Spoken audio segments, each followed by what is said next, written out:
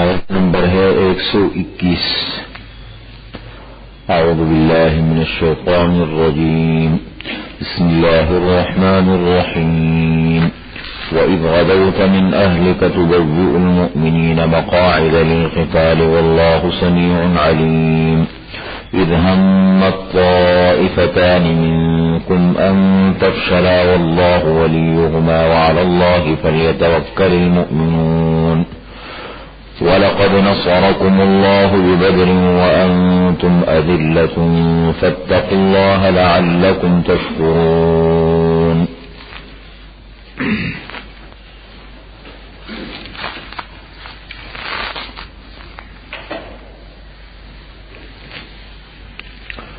یہاں سے غزوہ احد کا ذکر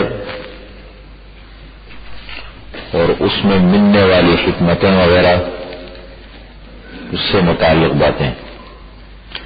اصل مرکزی عنوان ہے احد. یہ کئی رکوع میں چلے گا. اس میں آپ صلی اللہ علیہ وسلم کی حکم کی صحابہ کرام سے تھوڑی سی وہ ہو گئی، اس میں کوتاہی ہو گئی. اس سے متعلق اللہ تعالیٰ نے برس پہ سبق دیے ہیں کہ مسلمانوں کو کیسے ہونا چاہیے، اور جو یہ غلطی پہنچی اس سے کیا سبق لیا آپ لوگوں نے، یہ ساری باتیں بتائی. لیکن ضمن میں بدر کا بھی ذکر فرمایا.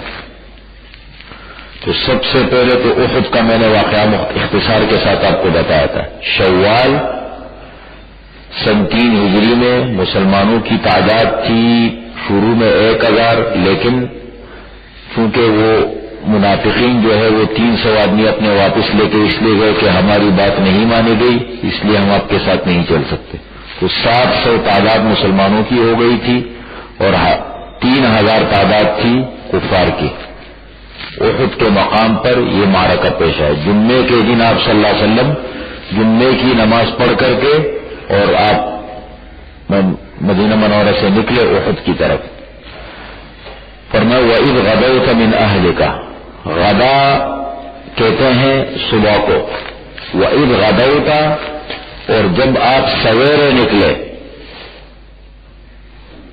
صبح کے وقت نکلے تھے شاید. وَإِذْ غَدَوْتَ مِنْ أَهْلِكَ، اور جب آپ سویرے نکلے من أَهْلِكَ، اپنے گھر والوں سے. اہل سے مراد یہاں حدیث میں ہے کہ حضرت عائشہ صدیقہ رضی اللہ تعالی عنہا کے گھر سے آپ روانہ ہوئے تھے. جب آپ سویرے نکلے اپنے گھر والوں سے. تبوئ المؤمنین، بٹھا. تبوئ کے معنی ٹھکانہ دینا. تبوئ آپ ٹھکانہ دے رہے تھے. للمؤمنین، المؤمنین ایمان والوں کو، مقاعد للقتال، قتال کے بیٹھنے کی جگہوں پر، یعنی مورچوں پر بٹھا رہے تھے آپ. جب آپ ایمان والوں کو مورچوں پر بٹھا رہے تھے، پوری ترتیب بتائی کہ بھائی میمنہ پر یہ، میسرہ پر یہ، آپ لوگ جا کے اوپر جو ہے وہ درے کو سنبھالو، یہ پوری ترتیب بنائی. واللہ سمیع علیم، اور اللہ تعالی سننے والا جاننے والا ہے. تمہاری باتوں کو بھی سن رہے تھے اللہ تعالیٰ، جو تم کہہ رہے تھے اور جو تم کر رہے تھے وہ اللہ تعالیٰ جانتے تھے. اذ ہمت طائفتان، جب ارادہ کیا. ہمت جب ارادہ کیا. طائفتان، 2 جماعتوں نے. منکم، تم میں سے. ان تفشلا، یہ کہ بزدلی کا مظاہرہ کرے، بزدلی دکھائے. یہ کون تھے؟ جب عبداللہ بن ابی بن سلول، یہ منافقین کا سردار تھا، مسلمانوں میں بیٹھتا تھا، صفوں میں نمازیں بھی پڑھتا تھا اور باقی چیزوں میں بھی شریک ہوتا تھا، ہر کام میں حصہ لیتا تھا. اب اس نے کیا کیا؟ جب اس کی بات نہیں چلی تو اس نے واپس ہونے کی کوشش کی، تو مسلمانوں کے دلوں میں وہ وسوسے ڈالنے شروع کر دی. چھوڑو یار، کیا اپنی مرضی چلاتے ہیں، ہماری بات تو مانتے نہیں، آپ بس اپنا بنا ہوا ہے، ایسے ہوتا ہے نا، اس قسم کی باتیں کی. اب وہ یہ 2 جماعتیں مسلمانوں کی، اوس اور خزرج کے 2 قبیلے تھے. ایک کا نام تھا بنو سلیمہ اور دوسرے کا نام تھا بنو حارث. بنو سلیمہ بنو حارث، یہ ان کی باتوں میں آ گئے. بس وہ فرمایا کہ لیکن تھے مخلص مسلمان وہ دونوں. واللہ ولیہما، اور اللہ تعالیٰ ان کا دوست تھا، ولی، کیونکہ اصل دل سے مومن تھے. وعلی اللہ فلیتوکل المؤمنون، اور چاہیے کہ اللہ تعالیٰ پر ایمان والے توکل کرے، ایمان والے اللہ پر توکل کرے، نہ کہ اسباب پر ہماری بات نہیں مانی گئی، تعداد اتنی بڑی ہے یہ. اس لیے توکل کی تعریف کیا کرتے ہیں؟ اسباب اختیاریہ، جتنے اسباب آپ کے اختیار میں ہیں ان کو اختیار کرو، نتیجہ اللہ پہ چھوڑو، یہ ہے توکل. اور اسباب کو اختیار نہ کرنا یہ ہے تعطل. مثال اس کی کیا ہے؟ آپ صلی اللہ علیہ وسلم کے پاس ایک صحابی آئے، آپ نے پوچھا بھائی کس چیز پہ آئے؟ سواری پہ. سواری کہاں ہے؟ باہر چھوڑی ہے میں نے، اور اللہ پر توکل کیا. فرمایا یہ توکل نہیں ہے. قیدھا وتوکل علی اللہ، پہلے اس کو باندھ دو پھر اللہ تعالیٰ پر توکل کرو، پھر اللہ جو آپ کے ہاتھ میں ہے وہ آپ کرو، پھر باقی چیزیں اللہ پہ چھوڑو. تو فرمایا وعلی اللہ، اور چاہیے کہ اللہ تعالیٰ پر فلیتوکل المؤمنون، ایمان والے توکل کرے. یہ احد کا ذکر ہے. بیچ میں تھوڑا سا بدر کا تذکرہ ہے، پھر احد کا ذکر چلے گا بڑی تفصیل کے ساتھ. بدر یہ بھی ایک جگہ کا نام ہے. بدر بن قیس بن سبا، یہ ایک آدمی تھا، اس نے آ کر کے اس مقام پر ایک کنواں بنوایا، اور اس کنویں کی وجہ سے جگہ کا نام پڑ گیا بدر. پھر وہاں علاقہ آباد ہو گیا، پورے علاقے کا نام بدر پڑ گیا. یہ مدینہ منورہ سے مکہ مکرمہ کی طرف جاتے ہوئے ساحل سمندر کی طرف 80 میل کے فاصلے پر واقع ہے. مدینے سے 80 میل کے فاصلے میں. اصل میں واقعات کا کیا ہوا یہاں ہے اختصار، صرف یہاں تو صرف بدر کی طرف اشارہ کیا. بدر سورہ بدر کا ذکر اللہ نے سورہ انفال میں کیا ہے بڑی تفصیل کے ساتھ.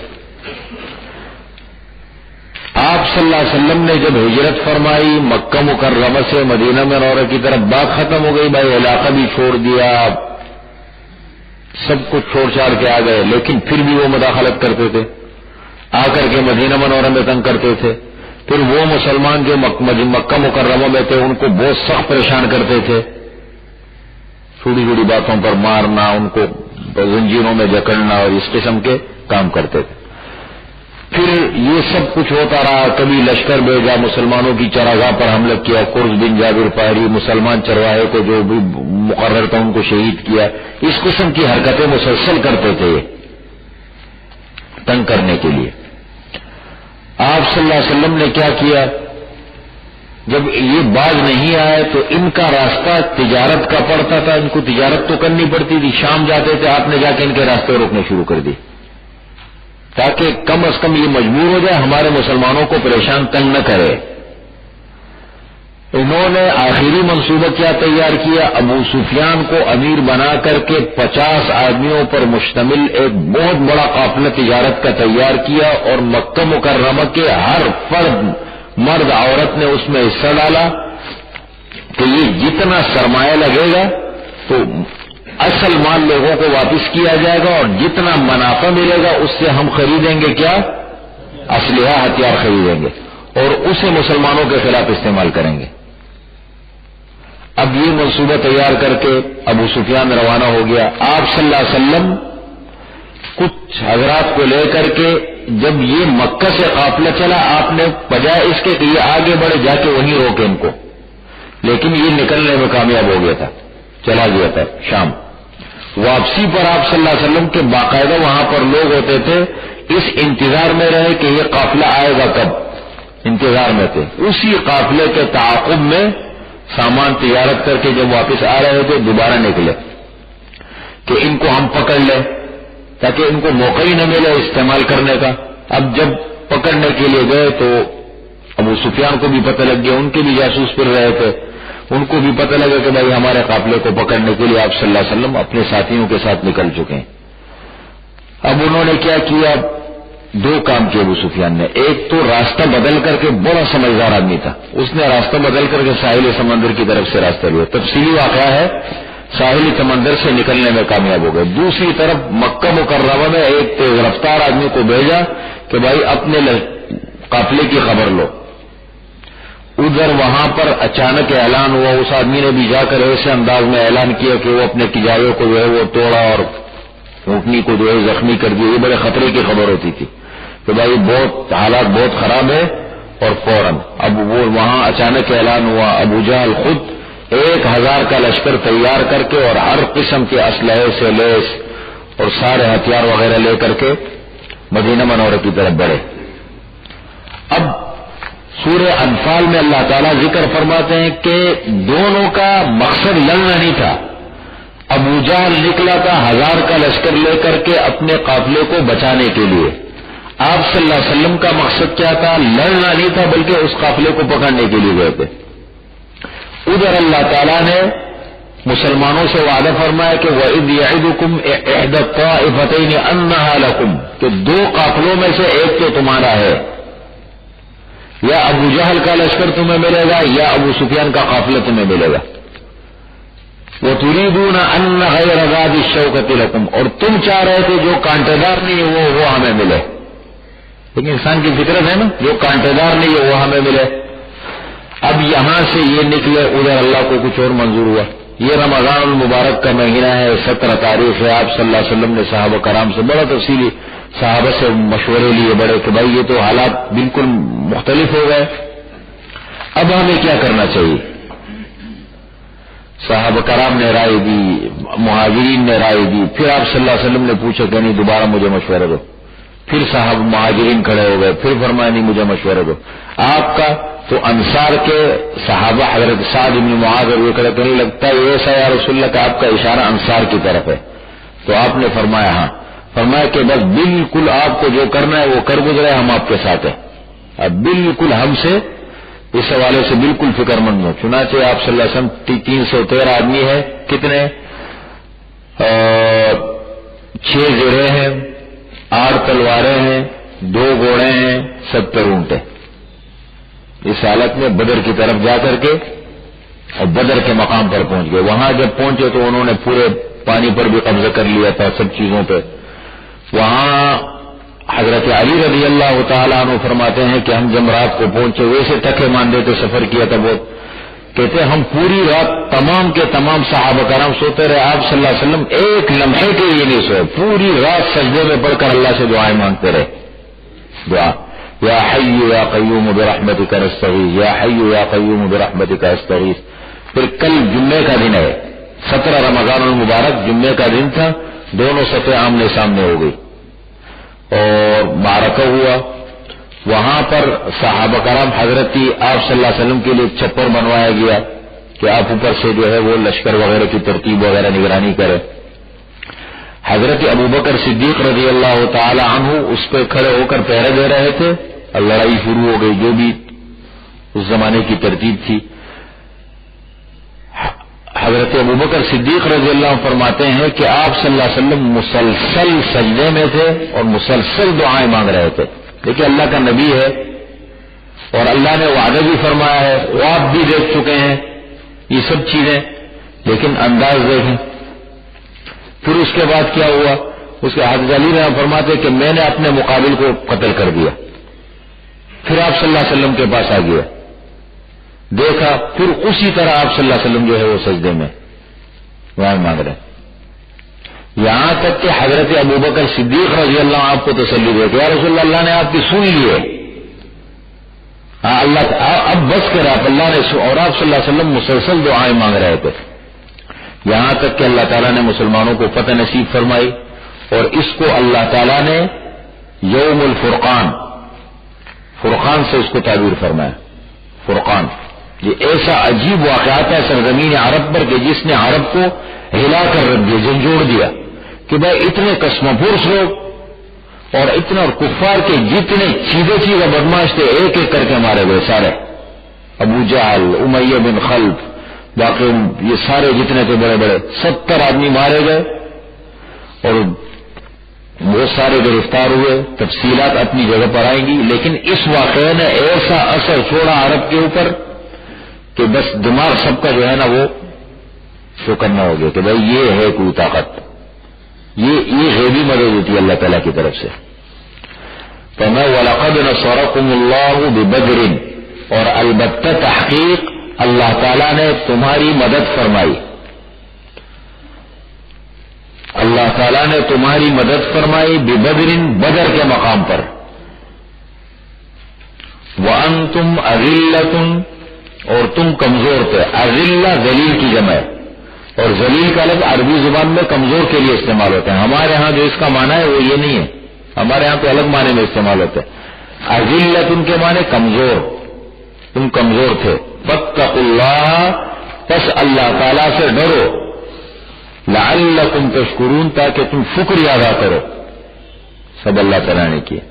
اذ تقول للمؤمنین، جب آپ صلی اللہ علیہ وسلم فرما رہے تھے ایمان والوں سے، الن یکفیکم، کیا کافی نہیں ہے تمہارے لیے،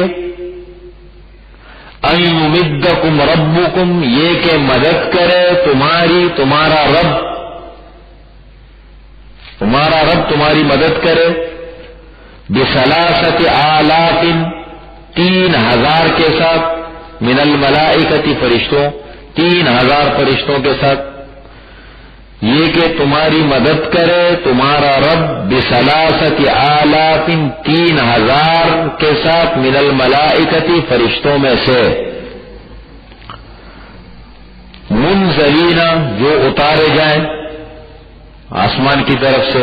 بلا، کیوں نہیں، ان تصبروا، اگر تم صبر کرتے رہے، وتتقوا، اور تقوی اختیار کرتے رہے، وَيَأْتُوكُم مِّن فَوْرِهِمْ، اور وہ آئے تمہارے پاس، وہ دشمن وہ آئے تم پر، من فورہم، فوراً، یکدم.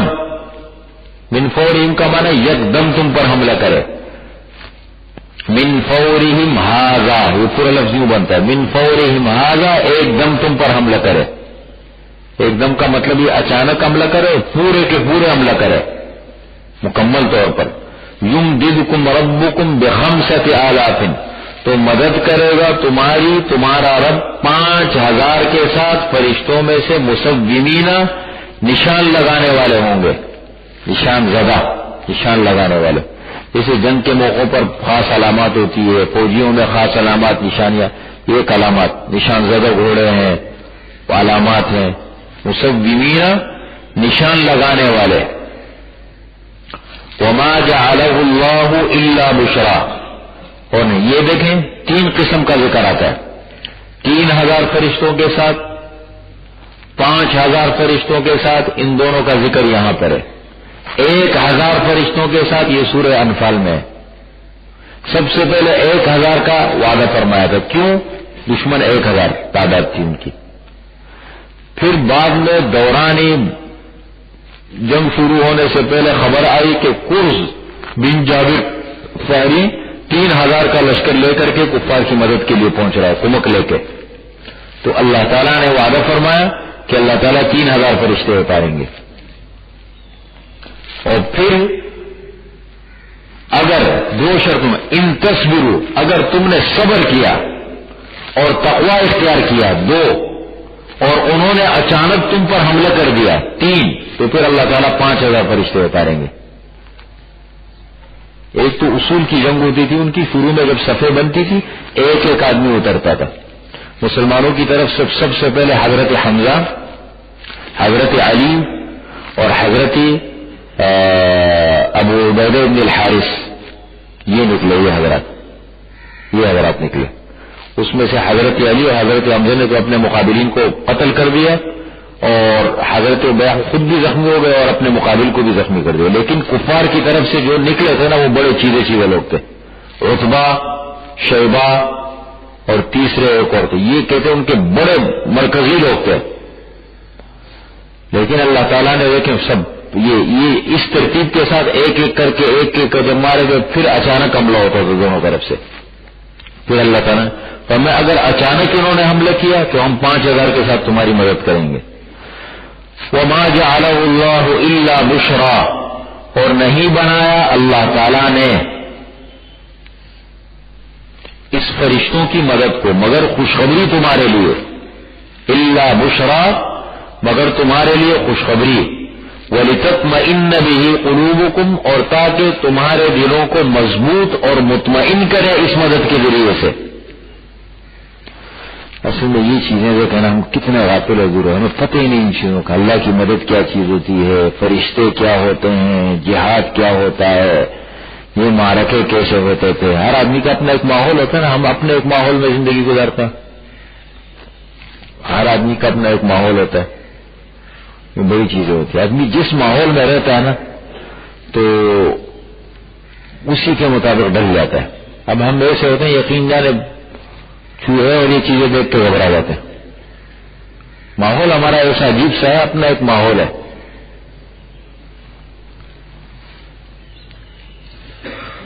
حضور صلی اللہ علیہ وسلم کبھی کبھی فرماتے ہیں نا کہ چپلیں اتار کر کے چلا کرو، کبھی اس سنت کے ساتھ کبھی کبھی چپل اتار کے چلا کرو تاکہ پاؤں تمہارے مضبوط رہے. اور فرمایا کہ والد پر بچوں کے جو حقوق ہے، ایک یہ ہے کہ ان کو گھڑ سواری سکھائے، تیر اندازی سکھائے، تیراکی سکھائے. یہ اسلامی تعلیمات ہے. اسلام میں فوج کا تصور نہیں ہے. ہر مسلمان فوجی ہے، بس دین کا حصہ ہے. اللہ کے دین کے لیے جب ضرورت پڑے گی تلوار اٹھائیں گے، اللہ کے دین کے لیے ضرورت پڑے گی کتاب ہاتھ میں اٹھائیں گے. جو بھی اللہ تعالیٰ کا حکم ہوگا، جو موقع ہوگا، سب کریں گے. اسلام اس طریقے سے غالب ہوا دنیا کے اندر. اب دیکھیں بالکل عجیب سا تصور قائم ہو گیا. وَلِتَطْمَئِنَّ بِهِ قُلُوبُكُمْ وَمَا النَّصْرُ إِلَّا مِنْ عِنْدِ اللَّهِ الْعَزِيزِ الْحَكِيمِ، اور مدد نہیں ہے مگر اللہ تعالیٰ کی طرف سے، العزیز جو غالب ہے، الحکیم حکمت والے ہیں، غالب اور حکمت والے ہیں. لِيَقْطَعَ طَرَفًا مِنَ الَّذِينَ كَفَرُوا، تاکہ اللہ تعالیٰ کاٹے، یقطع طرفاً ایک حصہ،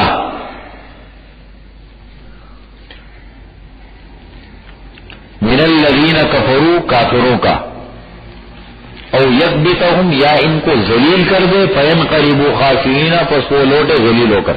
کہتے کفار جب آئے تھے نا، جب آئے تو ایسے عجیب سوچ، حالانکہ اس کو بار بار عتبہ نے کہا، جو پہلا آدمی نکلا ان کا، سب سے سمجھدار آدمی ان کا عتبہ ہوتا تھا. کہنے لگے دیکھے بھائی ہم آئے تھے اپنے قافلے کو بچانے کے لیے، قافلہ نکل چکا ہے. ابو سفیان نے بھی پیغام بھیجا کہ بھائی بس مقصد پورا ہو گیا، آ کے تیاری کر کے لڑیں گے، واپس آ جاؤ، خوب تیاری کر کے پھر لڑیں گے. ابو جہل نے کہا نہیں، مزہ کیسے آئے گا، اب نکلے ہیں تھوڑا سبق سکھانا چاہیے ان کو، ایسے کیسے گیا. اور کہتے جب آئے تھے اپنے ساتھ شراب کی بوتلیں لائے تھے، اونٹ بہت زیادہ لائے تھے، اور گانا گانے والی عورتیں ساتھ لائے تھے، گانے والی عورتیں. کیا تصور تھا؟ ابو جہل نے کہا کہ مسلمانوں کا قتل عام کریں گے، خوب شراب پئیں گے، اور عورتیں گانا گائیں گی، وہاں پر مجلس لگائیں گے، اور وہاں پر دعوت کر کے جو قبائل کے لوگ ہوں گے ان کو اونٹ ذبح کر کے کھلائیں گے. نتیجہ کیا نکلا؟ شراب کی ساری بوتلیں مسلمانوں نے توڑ دی اور لوگ سارے گرفتار ہو گئے. ان عورتوں نے جو گانے والی تھی انہوں نے ان پر نوحہ کیا، اپنے لوگوں پر روئی، اور اونٹ سارے کے سارے مسلمان اٹھا کے لیے. یہ اللہ تعالیٰ دکھاتے ہیں نا مستی. ابو جہل کو اللہ تعالیٰ نے کس سے مارا؟ دو چھوٹے معصوم نابالغ بچوں کے ذریعے سے اللہ نے مارا، نابالغ بچوں نے مارا. یہ تکبر ایسی خطرناک چیز ہے. کہتے ہیں من تکبر وضعہ اللہ، من تواضع رفعہ اللہ. جو عاجزی کرے اللہ تعالیٰ اس کو اٹھا دیتا. اب اللہ کا رسول ہے، اللہ پر کتنا یقین اعتماد ہوگا، اور وہ سجدے میں پڑے ہلتے نہیں ہیں، رات کو سوتے نہیں ہیں. اور اس کو دیکھیں، تکبر دیکھو، اس کا انداز دیکھو. نتیجہ کیا نکلا؟ جس نے عاجزی کی تھی وہ کہاں چلے گئے، اور جس نے تکبر کیا وہ کہاں چلے گئے. او یثبتہم یا ان کو ذلیل کر دے، فَيَنْقَلِبُوا خَائِبِينَ، پس وہ لوٹے پلٹے خائبین ذلیل ہو کر کے. یہ بدر کا ذکر ختم ہوا. پھر احد کا ذکر ہے. احد میں ابتدا میں مسلمانوں کو اللہ تعالیٰ نے زبردست فتح نصیب فرمائی اور کفار کے پاؤں میدان سے اکھڑ گئے، بھاگنا شروع ہو گئے، سب کچھ چھوڑ چھاڑ کے بھاگنا شروع ہو گئے. میدان جب خالی ہوا تو اوپر جو 50 آدمیوں کو تیر اندازوں کو بٹھایا تھا وہ اپنی جگہ سے ہٹ گئے. امیر نے بڑا سمجھایا کہ دیکھو یہاں سے نہ ہٹو، مت ہلو، آپ صلی اللہ علیہ وسلم نے منع فرمایا ہے، تاکید فرمائی ہے، مت ہلو یہاں سے. کہنے لگے نہیں، آپ صلی اللہ علیہ وسلم کا مقصد یہ تھا کہ جنگ ختم نہ ہو. جنگ تو ختم ہو گئی، میدان سے چلے گئے، وہ اب کس بات کا یاد. بڑا سمجھایا وہ نہیں، وہ آ گئے خالد بن ولید پہ جیسے لشکر لے کر کے آ گئے، وہ پیچھے سے حملہ کر دیے. بڑا عجیب قسم کا وہ ہوا، مسلمان بیچ میں آ گئے.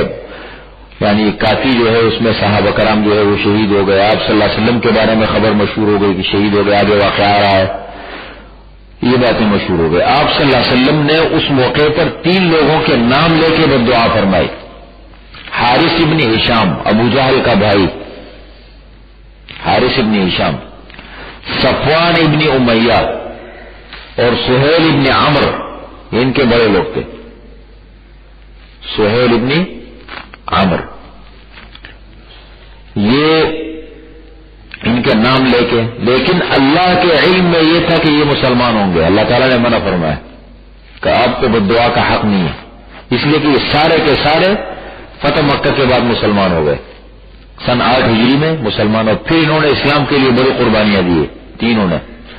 فرمایا لیس لک من الامر شیء، نہیں ہے آپ کے لیے معاملے میں سے کچھ بھی، آپ کو یہ اختیار نہیں ہے. فرمایا لیس لک من الامر شیء، نہیں ہے آپ کے لیے معاملے میں سے کوئی چیز. او یتوب علیہم او یعذبہم، یا تو اللہ تعالیٰ ان کی توبہ قبول کرے یا ان کو سزا دے دے. کیوں؟ فإنہم ظالمون، بس بے شک وہ ظالم ہے.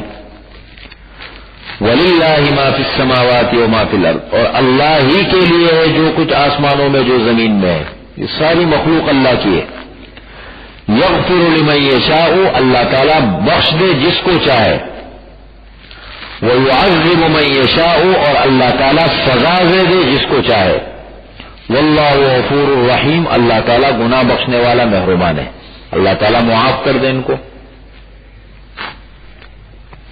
یہ بات ختم ہو گئی. ایک بات میں نے آپ کو بتائی تھی کہ جب بھی جہاد کا عنوان چلے گا قرآن کریم کے اندر تو اس کا ایک لازمی عنوان ہے انفاق، خرچ. کفار بھی کرتے ہیں، وہ لوگ بھی اپنے لیے، ہر آدمی اپنی اس کے لیے دفاع کے لیے بڑی تیاری کرتے ہیں. اور اسی طریقے سے یہ اسلام کا بھی ایسا ہی وہ ہے. اب دیکھو نا، روس نے سب سے زیادہ اسلحہ بنایا، لیکن معاشی طور پر جب کمزور ہو گیا تو انجام کیا بنا؟ یہ ہوتا ہے. تو یہاں اللہ تعالیٰ انفاق کا ذکر فرما رہے. انفاق کے 2 پہلو ہیں، دیکھیں، ایک ہے رزق حلال اور ایک ہے سود. تو سود کی مذمت بیان فرمائی ہے اور انفاق کا ذکر فرمایا ہے. سود کی برائی ذکر کی یہاں پر، اور خصوصاً اس زمانے میں جو عرب میں سود کا ایک رواج تھا، یہود کے ذریعے سے چلا تھا، اسی شکل کو بیان کیا ہے. سود، شاہ ولی اللہ رحمۃ اللہ علیہ فرماتے ہیں کہ سود کی اصل حقیقی شکل تو یہ ہے کہ انسان نقدی یا کوئی ایسی چیز دوسرے کو دے دے اور اس پر منافع حاصل کرے. لیکن اس کے علاوہ سود کی بہت ساری مختلف صورتیں بن سکتی ہے. آپ صلی اللہ علیہ وسلم میں اجناس کو اجناس کے بارے میں کمی زیادتی کے ساتھ دینا، یہ بھی سود ہے. اصل یہ قرض دے کر کے اس پہ منافع حاصل کرنا.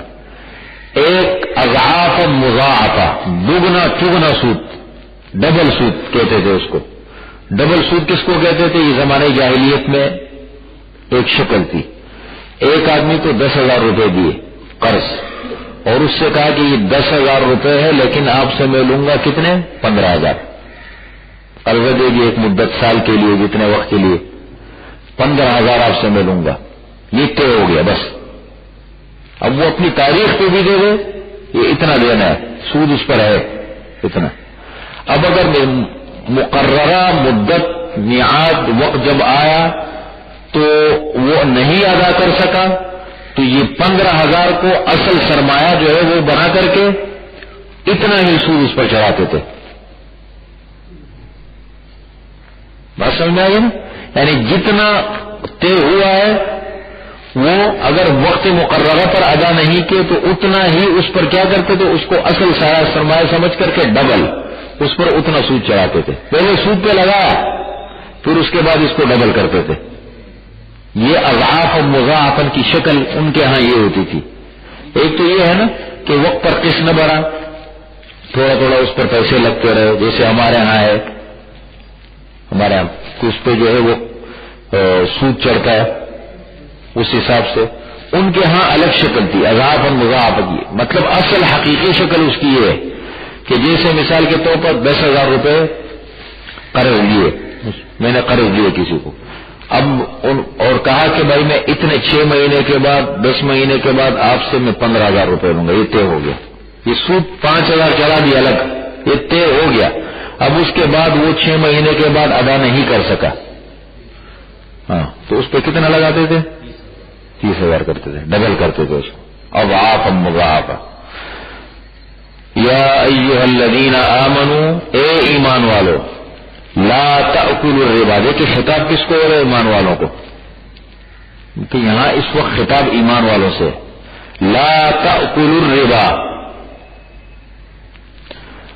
لا تأکلوا الربا, مت کھاؤ تم سود. تو مت کھاؤ کا مطلب یہ ہے کہ باقی کر سکتے ہو, کھا نہیں سکتے ہو.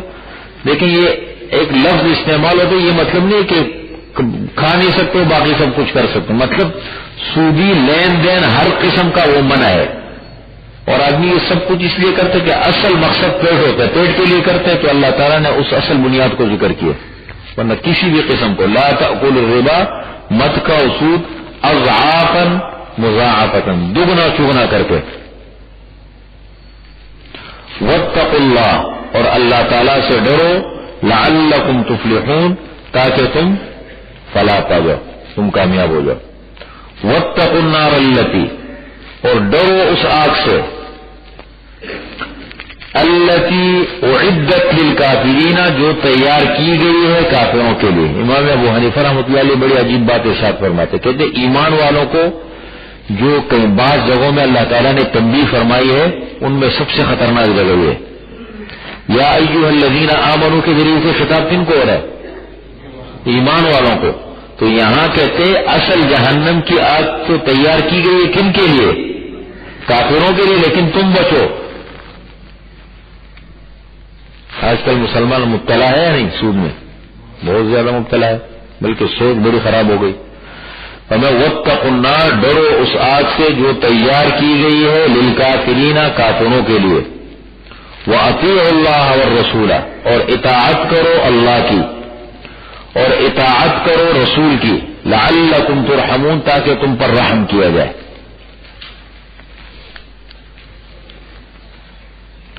وسارعوا, اور دوڑو, سارعوا کے معنی دوڑو, الی مغفرۃ من ربکم, اپنے رب کی مغفرت کی طرف. وجنت, اور اس جنت کی طرف, عرضھا, جس کی چوڑائی آسمانوں اور زمین کے برابر ہے. یہ آسمانوں, جنت کی چوڑائی کو آسمانوں اور زمین کے برابر تشبیہ کیوں دی؟ انسان کو سمجھانے کے لیے, ورنہ آسمان اور زمین جنت کے مقابلے میں کوئی حیثیت نہیں رکھتے. یہ کیوں؟ اس لیے کہ ہماری نگاہوں میں سب سے زیادہ بڑی چیز کیا ہے؟ آسمان اور زمین. تو وہ سمجھانے کے لیے ایک وہ ہے, مثال ہے. اور میں عرضھا السماوات والارض, جس کی چوڑائی آسمانوں اور زمین کے برابر ہے. اعدت للمتقین, تیار کی گئی ہے کن کے لیے؟ واتقوا النار التی, اعدت للمتقین, پرہیزگاروں کے لیے. متقین کون ہے؟ پہلے پارے میں متقین کی کتنی صفات بیان ہوئی تھی؟ 5. یہاں بھی کچھ صفات ہے دیکھیں. اعدت للمتقین, تفسیر القرآن بالقرآن متصلا. نمبر 1 پہلی صفت, الذین ينفقون فی السراء والضراء، جو خرچ کرتے ہیں فی السراء خوشی میں، والضراء اور تکلیف میں، اللہ کی راہ میں دیتے ہیں.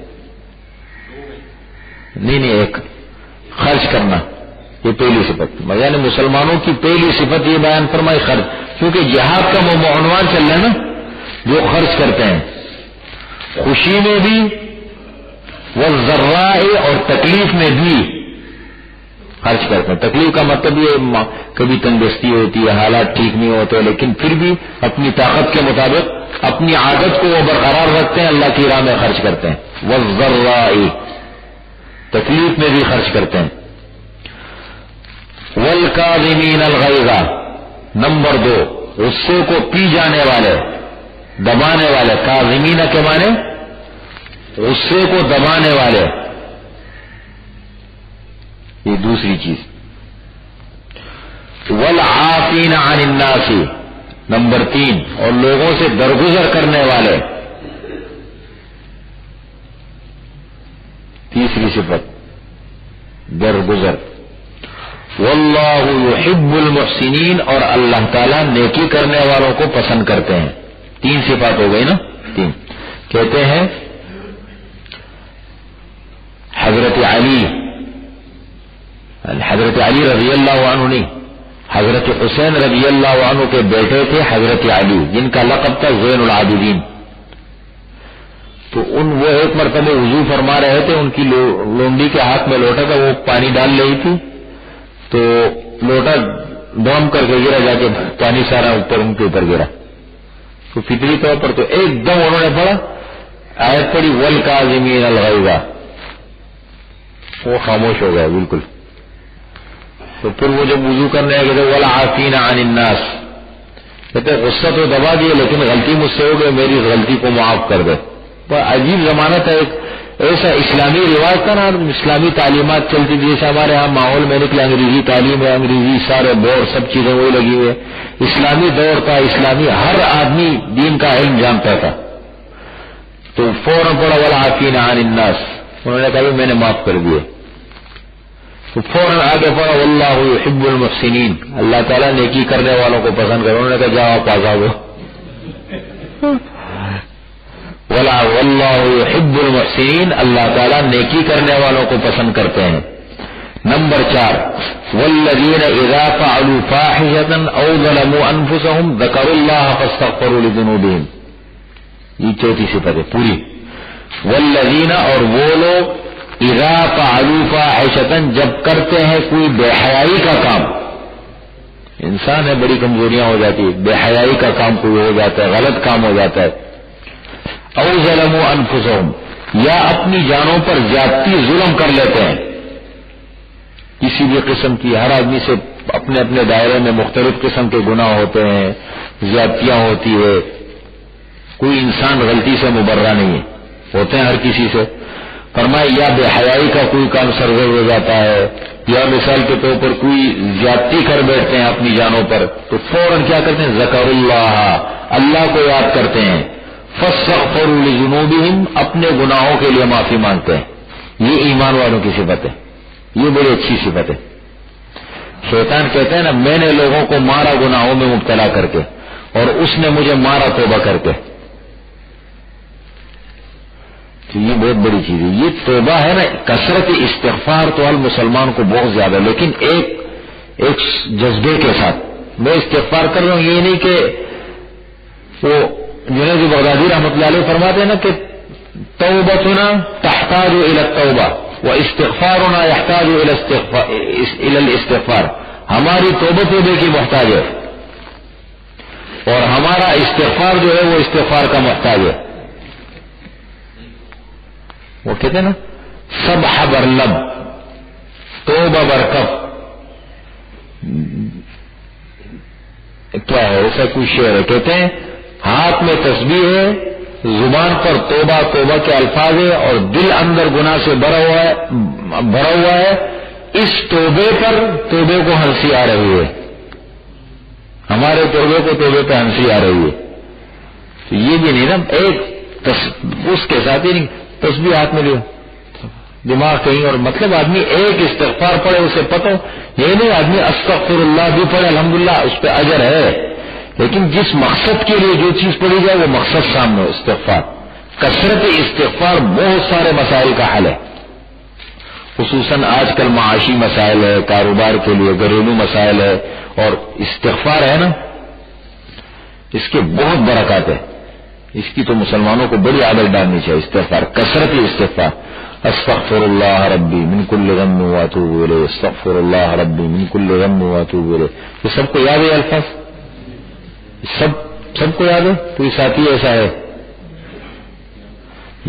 یہ چلتے پھرتے جب بھی موقع ملے جب یاد آ جائے استغفر اللہ ربی من کل غم واتوب الیہ. دل استغفر اللہ بھی کہہ سکتے ہیں لیکن پورا پڑے گا اچھا ہے. من کل غم واتوب الیہ. فاستغفروا لذنوبہم اپنے گناہوں کے لیے معافی مانگتے ہیں. ومن یغفر الذنوب الا اللہ اور کون ہے گناہوں کو بخشنے والا اللہ کے علاوہ؟ اللہ کے علاوہ گناہوں کو بخشنے والا اور کون ہے؟ کتنی صفات ہو گئی؟ نمبر 5 وَلَمْ يُصِرُّوا عَلَى مَا فَعَلُوا وَهُمْ يَعْلَمُونَ اور اصرار نہیں کرتے عَلَى مَا فَعَلُوا اپنے کیے پر وَهُمْ يَعْلَمُونَ وہ جانتے ہیں. اصرار کا مطلب یہ گناہ کر کے اس پر اصرار کرنے. دیکھیں اصرار کا مطلب سمجھے یہ مطلب نہیں ہے شیطان دھوکہ دیتا ہے نفس دھوکہ دیتا ہے. اصرار کا مطلب یہ ہے کہ انسان گناہ کرے اور اس پر پھر مصر رہے کرتا رہے. صغیرہ گناہوں پر اصرار بھی کبیرہ بن جاتا ہے. چھوٹا گناہ ایک آدمی کی عادت پڑ گئی چھوٹے گناہ کرتا ہے مسلسل اس کی عادت یہ بھی کبیرہ گناہ بن جاتا ہے. اصرار کا مطلب یہ کہ اس کو کر رہا ہے مسلسل توبہ نہیں کرتا اس سے. ایک آدمی سے گناہ ہو گیا فوراً اس نے معافی مانگی توبہ کی لیکن کچھ عرصے کے بعد پھر وہی گناہ ہو گیا پھر توبہ کی پھر یہ اصرار میں نہیں آتا. یہ خیال رکھ کے یہ کبھی کبھی کہتے نا یار کیا ہے میں نے کئی لوگوں کی زبان سے کہتے یار بار بار شرم آتی ہے اللہ تعالیٰ سے نہ کرتے ہیں پھر جو ہے وہ کرتا اچھا نہیں لگتا پھر نہیں کر سکتے ختم مجبوری ہماری کمزوری. کتنی بڑی کمزوری ہے ہتھیار شیطان کے سامنے ڈال دیے کہتے ہیں بار اب بچ نہیں سکتے. بھائی نہ بھی بچ سکے جب بھی گناہ ہو جائے میں یہ نہیں کہتا کہ گناہ کرے پھر تو اپنی طرف سے حتی الامکان کوشش یہ کرے بچے لیکن بالفرض حالات نے انسان کو پکڑ لیا مجبور کر لیا اپنے نفس سے انسان بے قابو ہو گیا. اور یا مثال کے طور پر نفس کے سامنے شیطان کے سامنے ہتھیار گناہ ہو گیا یاد آیا فوراً توبہ کی. جب یاد آ جائے توبہ کرے بس. توبے کا دروازہ کبھی مسلمان کو نہیں چھوڑنا چاہیے. سب سے بڑی صفت یہ فرمایا وَلَمْ يُصِرُّوا عَلَى مَا فَعَلُوا اپنے کیے پر اصرار نہیں کرتے. وَهُمْ يَعْلَمُونَ اور وہ جانتے ہیں. اولئک کتنی صفات ہو گئی؟ 5. اولئک یہی لوگ ہیں ان صفات کے حامل لوگ. جزاؤہم ان کا بدلہ کیا ہے؟ مغفرت مغفرت ہے. من ربہم ان کے رب کی طرف سے. وجنات اور باغات ہیں. ویسے تھوڑا سا سوچے ان میں سے کون سی صفت ہم میں پائی جاتی؟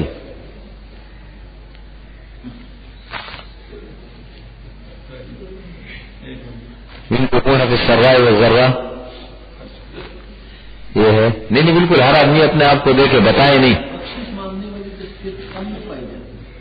معافی مانگتے ہیں نا یہ تو سب میں یہ تو ہے لیکن ویسے بہت سارے گناہوں پر اصرار ہوتا ہے ہمارا میرا خیال. بعض چیزوں میں ہم مبتلا ہیں ان کو ہم گناہ ہی نہیں سمجھتے معاشرے میں. ویسے تھوڑا سوچیں اپنے بارے میں کبھی کبھی اپنا محاسبہ سب سے بڑی چیز ہے. اپنے اعمال کا محاسبہ اپنا محاسبہ کہ کوئی ایسے گناہ ہماری زندگی میں بھی نہیں جس میں ہم مبتلا ہے اور ہم یہ بھول چکے ہیں کہ ہم اس کو گناہ بھی نہیں سمجھتے. ایسا کوئی ہے تو نہیں مجھے نہیں معلوم بھائی واللہ وہ آپ اپنا ذاتی سوچے. ہر آدمی کا اپنا اللہ کے ساتھ معاملہ نہیں یہ نہیں ہے اور سوچیں یہ سوچتے رہیں اس پہ. میں یہ نہیں کہتا ہوں ہر آدمی کا اپنا اللہ کے ساتھ میرا معاملہ میرا اللہ کے ساتھ ہے آپ کا معاملہ اپنے اللہ کے ساتھ ہے ٹھیک ہے. تو صرف درس کے حوالے سے میں اتنا کہتا ہوں اپنا محاسبہ ہونا چاہیے. اب محاسبہ کرنے کے بعد اپنے ظاہر کو، باطن کو، اعمال کو، کاموں کو سب دیکھتے رہیں. خود دیکھیں کہ بھائی کتنے کام ہمارے ٹھیک ہے، کتنے نہیں ہے، کوئی گناہ والے کام تو نہیں ہے، بڑی کم کمزوریاں بھی ہوتی ہیں، وہ تو خود دیکھیں ہر آدمی. فرمایا وَلَمْ يُصِرُّوا عَلَى مَا فَعَلُوا وَهُمْ يَعْلَمُونَ، اور وہ جانتے ہیں. اولئک یہی لوگ ہیں، ان کا بدلہ مغفرت ہے ان کے رب کی طرف سے، وجنات اور باغات ہیں، تجری من تحتها الانہار جن کے نیچے بہ رہی ہوں گی نہریں، خالدین فیہا ہمیشہ ان باغات میں رہیں گے وہ، ونعم اجر العاملین اور عمل کرنے والوں کا اجر بہت اچھا ہے. عاملین کا کیا مطلب؟ عمل کرنے والوں کا اجر بڑا اچھا ہے. نعمہ کے معنی یہ بیچ میں ایک ذکر آ گیا، چونکہ مسلمانوں کو دھچکا وغیرہ پہنچا تھا نا، وہ سارا اللہ تعالیٰ نے پہلے دیکھے وہ سب ہی آتا ہے انسان کو. پھر یہ خرچ کرنے کی صفت خرچ کرو، پھر یہ اس قسم کے کام ہو، یہ سب اللہ تعالیٰ نے ضمنی طور پر ساری باتیں بتا دی. اب آگے پھر احد کا ذکر شروع ہو گیا. قد خلت من قبلکم سنن، شکست ہوئی ایک دم، فتح شکست میں صحابہ کرام ہکا بکا رہ گئے. یہ کیا ہو گیا یار، اچانک کائے پلٹ گئی اور فتح شکست میں تبدیل ہو گئی، یہ کیا ہو گیا؟ اللہ تعالیٰ نے فرمایا کوئی بات نہیں، قد خلت من قبلکم. یہ تکلیف مزاج کے خلاف ہونے والے کام انسان کو کندن بناتے ہیں. انسان بنتا تب ہے کہ اللہ کی طرف سے آزمائشیں، امتحان، مزاج کے خلاف ہونے والے کام آتے اور اللہ کی رضا کے لیے اس کو برداشت کرتا ہے، پھر انسان پہاڑ بن جاتا ہے، حوصلے کا اور برداشت کا ایک پہاڑ بن جاتا ہے. یہ کیوں؟ آپ نے دیکھا ہوگا ایک نوجوان لڑکا اور ایک شادی شدہ آدمی، دونوں میں فرق کیوں ہوتا ہے؟ تجربے کا. وہ تجربات سے گزرا ہے نا، تجربہ انسان کو بہت کچھ بنا دیتا ہے. پھر جو آدمی حالات سے گزرا ہے، سلیل مجرب ولا تسل الحکیمہ، تجربہ کار سے پوچھو، دانا سے نہ پوچھو. جو آدمی حالات سے گزرا ہے وہ بڑا، اس کی وہ الگ ہوتی ہے، اس کی شان الگ ہوتی ہے.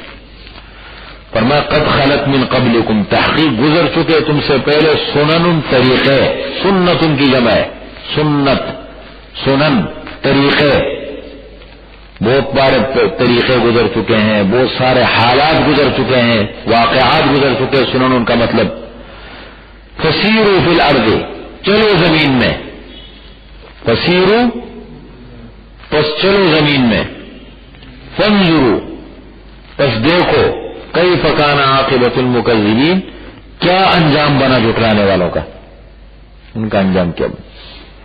ویسے کبھی چلنا چاہیے، عبرت کی نگاہ سے دنیا کو دیکھنا چاہیے.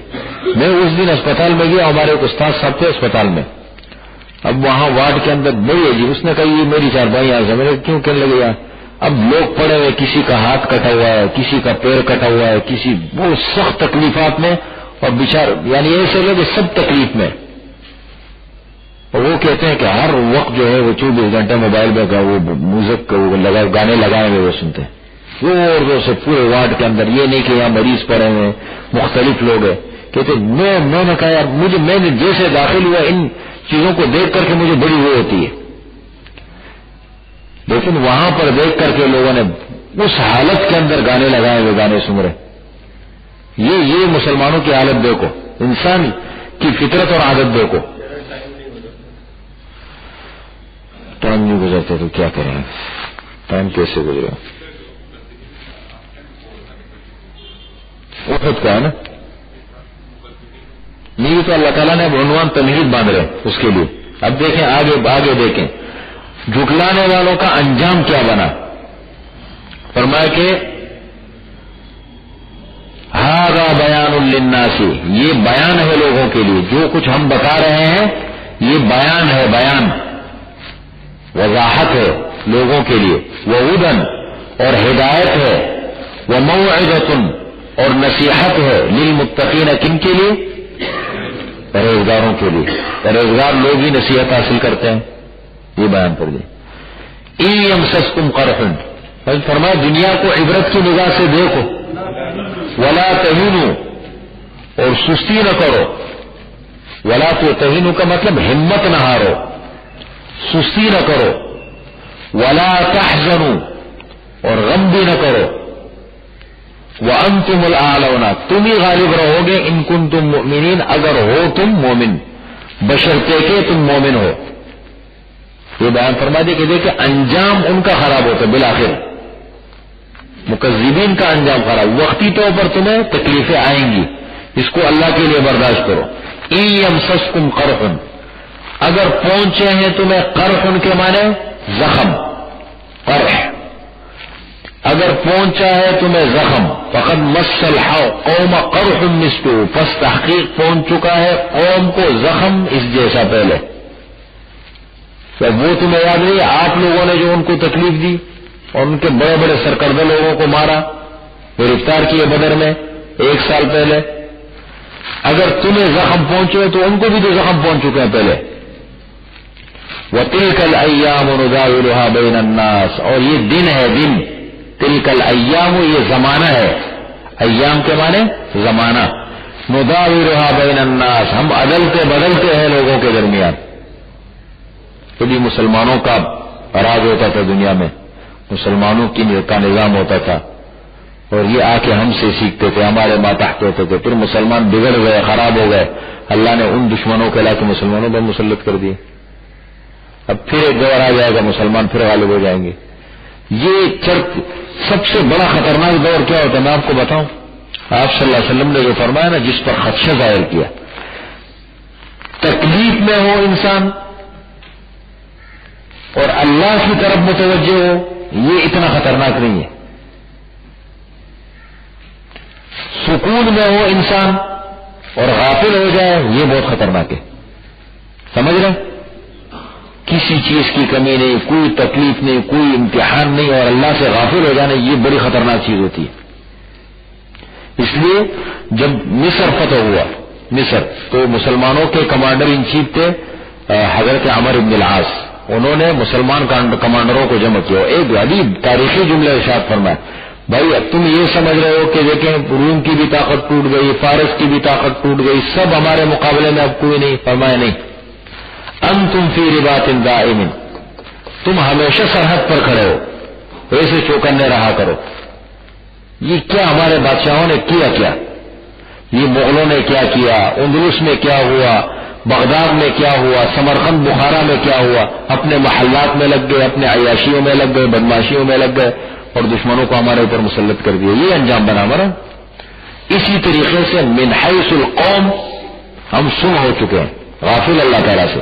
حقیقت میں ہم دیکھیں سب سے بڑا مسئلہ اس وقت امت مسلمہ کا، مسلمانوں کا، ہمارا بے حسی بہت زیادہ ہے ہم میں۔